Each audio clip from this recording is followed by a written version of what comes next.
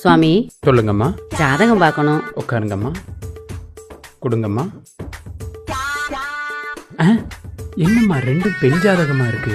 ஆமா சாமி, ஒன்னு ஏன் ஜாதகம், இன்னொன்னு என் மகனு கட்ட போறோம்ல அந்த பிள்ளையோட ஜாதகம். அம்மா எல்லாரும் பையனுக்கும் பொண்ணுக்கும் தானமா பாப்பாங்க. அவன் கல்யாணம் பண்ணிட்டு விட்டு போட்டு போயிடுறான். 24 மணி நேரம் நாள்ல அவ கூட மாரடிக்கணும். எங்க 2 பேர் ஜாதகம் சரியா இருந்தா தானே என் பையன் சந்தோஷமா இருக்க முடியும். ஓ, நீங்க அப்படி வரீங்களா? அம்மா 2 பேருக்கும் 10 பொருத்தமும் பக்காவா இருக்குமா. சந்தோஷமா கல்யாணம் பண்ணுங்க. ரொம்ப நன்றி சாமி. யோ, ஊருக்கெல்லாம் ஜாதகம் பாக்குறேன், எனக்கும் உங்க அம்மாக்கு ஒரு ஜாதகம் பாக்கலாம்ல. உங்க அம்மா கூட என்னால இருக்கவே முடியல. ஒண்ணு இந்த வீட்டுல நான் இருக்கணும், இல்ல உங்க அம்மா இருக்கணும். ஏதாவது முடிவு சொல்லியா?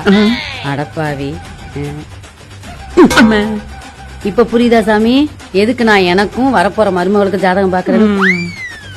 ஃபர்ஸ்ட் உன் பொண்டாட்டிக்கும் உங்க அம்மாவுக்கும் ஜாதகம் பாரு. சரிங்க.